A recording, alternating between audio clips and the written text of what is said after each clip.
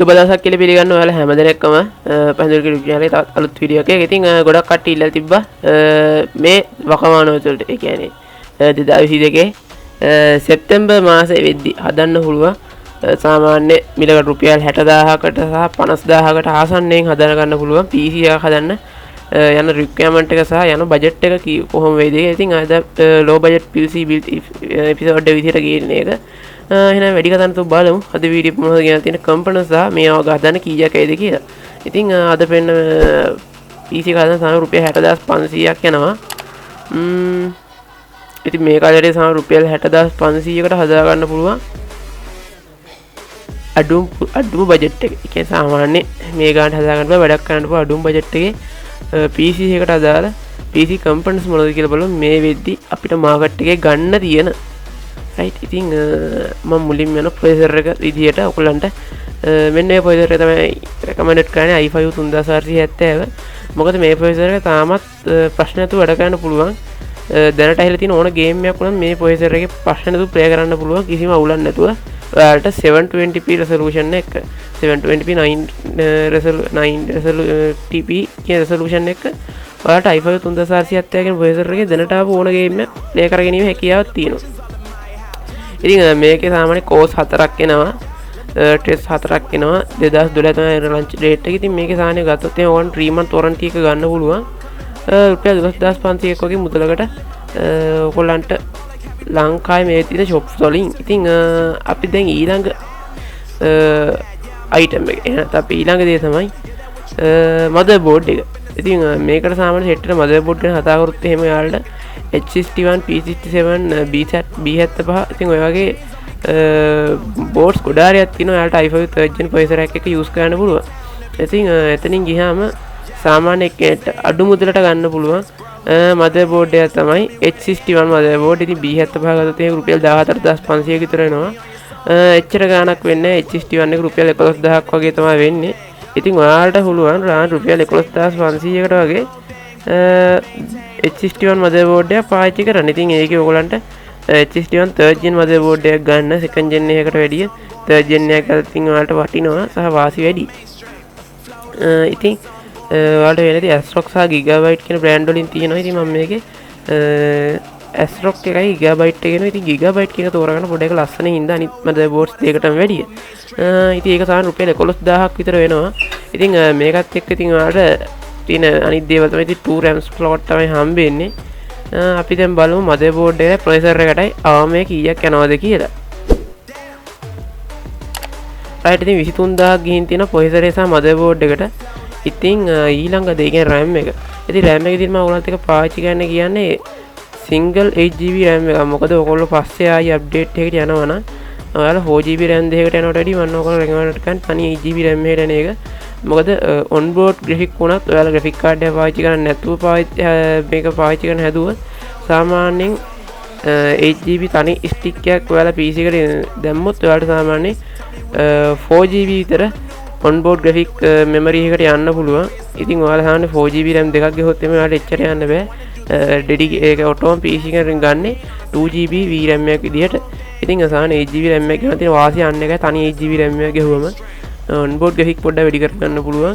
VGA නැතුව පාවිච්චි කරන එහෙම නැත්නම් පස්සේ කාලේ 16GB RAM වලට අප්ග්‍රේඩ් වෙන්න ආසයෙන් ඉන්නවනම් ඉතින් ඔයාලට බොහොම ලේසියට තමයි මේ 8GB RAM පාවිච්චි කරන එක. right ඉතින් මම 8GB RAM එක මේ විදිහට ඇඩ් කරගන්නවා අපේ සිස්ටම් එකට 8500යි කියලා. right ඉතින් මේ විදිහට අපිට මිලදී ගියත් මේ බඩුවල හැටි රුපියල් 37000ක් වියදම් කරලා තිනවා. අපි දැන් තෝරගත්ත item තුනට. ඉතින් ඉස්සර නම් රුපියල් 37000ක් වෙද්දි මේ PC build එක හදලා ඉවර කරන්න පුළුවන්. ඒත් මේ වෙද්දි ඉතින් තියෙන වෙනද පොළ තියෙන ප්‍රශ්නත් එක්ක ඔයගොල්ලෝ දන්නවා සාමාන්‍ය රුපියල් 37000ක් වෙනවා මේ කොම්බෝ හිට් එක විතරයි. පොතේ motherboard එක සහ RAM එක කියන ජාති තුන විතර රුපියල් 37000ක් විතර වියදම් කරනවා. ඒක කඩේකින් ගන්නවා නම් right. ඉතින් ඊළඟ දේ තමයි graphic card එක. ඉතින් ඔයාලා මේ PC එකේ සාමාන්‍ය ගේම් ගහන බලාපොරොත්තු වෙනවනම්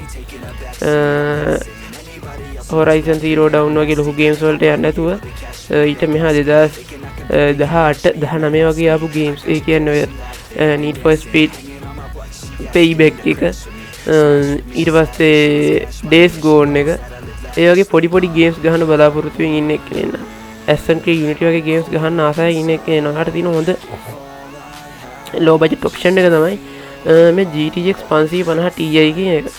මොකද මේක සාමාන්‍යයෙන් light bill එකත් අඩුවට සෙට් වෙන සහ බජට් එකට හරියන හොඳ graphic card එක තමයි GTX 550 Ti කියන එක. මම මෙතන 560 තෝරගන්න නැති මොකද 560 කියන එක ගත්තොත් එහෙම අධික විදුලි පරිභෝජනයක් තියෙන ටිකක් high voltage usage card එකක් සහ සාමාන්‍යයෙන් දැන් මේ මාකට් වලදී අපි ගත්තොත් එහෙම 560 වගේ කාඩ් එක සාමාන්‍යයෙන් LED අධ්‍ය ගැනීමේ සම්භාවිතය වැඩි. මොකද මේ පරණ high end cards නිසා ගොඩක් පාවිච්චි කරලා තියෙනවා. ඉතින් සාමාන්‍යයෙන් අපි ගත්තොත් එහෙම පරණ low end card එක GTX 550 Ti කියන්නේ සාමාන්‍ය low end card නේ. ඉතින් මේ වගේ කාඩ් එක අරගෙන අපිට කාලයක් පාවිච්චි කරන්න පුළුවන් සාමාන්‍ය සැලකිය යුතු කාලයක් අපේ වැඩ කටයුතුත් එක්ක. ඉතින් මම මේ Asus brand එකේ තියෙන මේ single fan එකේ මෙන්න මේ කාඩ් එක මේකට කියන්නේ මේක හානේ quality කාඩ් එකක් කූලින් උත් හොඳයි. මේකේ GTX 550 Ti 1GB මේ විදිහට රුපියල් 14000ක් වගේ මුදලක් වෙනවා. ඉතින් අපි ඒක ඇඩ් කරගමු අපේ බිල්ඩ් එකට. රයිට් රුපියල් 45000ක් ගිහින් තියෙනවා. අපි දැන් තෝරාගත්ත item 4ට විතර. එන්න අපිට ඊළඟට ඉතිරිලා තියෙනවා power supply එක, hard drive එක, ඒ වගේම තමයි CPU cooler එක, casing එක කියන එක. ඉතින් මම මේකේ power supply කියන පැත්තට යනවා. මේකේ සාමාන්‍යයෙන් වෙන 550 Ti කාඩ් එකක use කරනවා නම් ඔයාලට 500 watt power supply එකක් හොඳටම ෂේප්. හැබැයි ඔයාලා 500 watt power supply එකක් ගන්නකොට මතක තියාගන්න Chinese power supply වලින් ගන්න නැතුව ඉන්න පුළුවන් තරම් branded එකකින් ගන්න. මම ඒකේ branded එකක් විදිහට ඔයාලට recommended කරනවා. සාමාන්‍ය හොඳ power supply set එකක් තමයි මෙන්න මේ PowerX කියන එක. ඒ වගේම තමයි මෙන්න මේ Solomon සහ මේ Power Station 2 කියන මොඩල් බ්‍රෑන්ඩ් එක. ඉතින් මේකෙන් මම Solomon කියන එකට ගොඩක් කැමතියි. සාමාන්‍යයෙන් මේක ඒවිල ගොඩක් හොඳ බ්‍රෑන්ඩ් එක use power supply වලින් උන කාලයක් පවත්වා ගන්න පුළුවන්. ඉතින් මම මේ Solomon කියන power supply එක ඇඩ් කරගන්නවා අපේ build එක රුපියල් 4000යි කියලා. ඉතින් ඔයාලට පේනවා ඇති කොහොමද price එක යන්නේ 49000 කරන power supply එකත් එක්ක. ඉතින් ඊළඟ දේ තමයි hard drive එක. අපි Windows install කරන games මේ හැමදේම දාන්නේ අපේ hard drive එකට. ඉතින් මෙතනදී මම hard drive එකේ තෝරගන්නේ අඩුම budget එකට Toshiba 500GB hard drive එක use එක. ඉතින් ඔයාලා පේන්නේ 1TB hard drive ඉතින් මෙතන තියෙනවා. price එක තමයි ටිකක් වැඩි, සාමාන්‍ය ටිකක් අපහසු මිල ගන්නක තියෙන්නේ. ඒ වුණාට ඉතින් සාමාන්‍ය කෙනෙක්ට දරා ගන්න පුළුවන් මිල ගන්නත් 4500 වගේ 500GB hard drive ගන්න එක. right මම ඉතින් 4500 කියලා ඇඩ් කරගන්නවා මේ 500GB hard drive. ඉතින් ඒක 54000ක් වුණා. දැන් අපේ සම්පූර්ණ build එකේ ගාන. ඉතින් තව අපිට තියෙනවා CPU cooler එක ඇඩ් කරගන්න. ඉතින් අපිට CPU cooler එක විදියට ඔයාලට පුළුවන් මෙතන තියෙන කැමති cooler ඇඩ් කරගන්න. ඉතින් මම මෙතන මෙන්න මේ stock cooler එක තමයි cooler master වගේ branding එකෙන් මෙන්න cooler එක select කරගන්නවා. මේකේ සාමාන්‍ය cooling ටිකක් හොඳයි සාමාන්‍ය අනිත් coolers වලට වැඩිය. ඉතින් මේකත් ඉතින් 1500 වගේ වෙනවා. අපි ඒකත් ඇඩ් කරගමු අපේ build එකට 1500යි කියලා. right ඉතින් 55500 ගිහින් තියෙන අපි දැන් තෝරාගත්ත දේවල් වලට.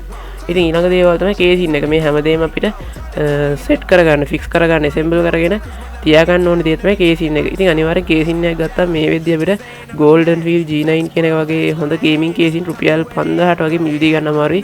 ඒ බජට් එකෙන් ටිකක් loss වෙලා රුපියල් 8000ක් වගේ මුදලකට ගිහිල්ලා. ඉතින් ටික අඩු මුදලකට සාමාන්‍ය රුපියල් 5000ට වගේ මේ වෙද්දී තියෙන golden wheel FE2 car casing එක. සාමාන්‍ය අනික් casing දැන් ටිකක් මිලෙන් ඉහළයි. ඉතින් අපිට සාමාන්‍ය අපේ වැඩේ කරගන්න, අපේ බඩු මුට්ටු ටික රඳව ගන්න අපිට මේ golden wheel FE2 car casing එක තාමත් හොඳටම ප්‍රමාණවත්. ඔයාලා මේ build එකට තෝරාගත්ත බඩු ටික සහ පස්සේ කාලේ එනවා ඔයාලා dual fan තියෙන graphic card එකක් වුණා ප්‍රශ්න නැතුව mount කරනවා නයි කියන සාමාන්‍යයෙන් හිතන්නකෝ GTX 1060 6GB වගේ හොඳ graphic card එක dual fan වලින් එන එක. සහ අපි ගත්තොත් එහෙම Galaxy RTX 3050 Ti card එකක් වුණා 3050 8GB card එක. ඊට පස්සේ RTX 2060 6GB වගේ card එක. ඉතින් මේකේ dual fan තියෙන card එක ඔයාලට මේ golden field FE2 car casing එකත් එක්ක mount කරගන්න පුළුවන්. ඉතින් ඔයාලා පස්සේ කාලේ tension වගේ build එකක් කරන කෙනෙක්ට අඩුවටම ගන්න පුළුවන් casing එකක් තමයි මේ FE2 car casing එක. මේක සාමාන්‍ය fan mount කරන්න පුළුවන් fan 4ක් සාමාන්‍ය budget එකට set වෙන casing එක තමයි මේ casing හරි. ඉතින් ඔයාලට පේනවා ඇතිනේ මේ වෙද්දි මාකට් එකේ අපිට ගන්න වෙලා තියෙන ඔය වගේ prices වලට තමයි මේ බඩු ඒ රුපියල් 60000ක් ගියා. අද මේ අපි තෝරාගත්ත බඩු වලට ඉතින් මීට ඔයාලා මාස 6-7කට කලින් බිල්ඩ් කරන මේ බිල්ඩ් එකට උඩ දැන් රුපියල් 40000ක් වගේ මුදල. ඉතින් මේ මාස කීපය තුළට විශාල විදිහට මිල වැඩි වෙලා තියෙනවා. ඔයාලට පේනවා ඇති. right ඉතින් මම හිතන මේ වීඩියෝ කරන ප්‍රයෝජනවත් වෙන්නේ නැති කියලා. ඉතින් මේ වගේ PC build දිගටම බලන්න. ඉතින් අපේ channel එකට එකතු වෙලා ඉන්න. එහෙනම් ඉතින් මේ වීඩියෝ හොඳ නැත්නම් ඔයාලට බලන්න share කරන්න. එහෙනම් හැමෝටත් අලුත් වීඩියෝ එකකින් එතන ඔයගලන්ට සුබ දවසක්.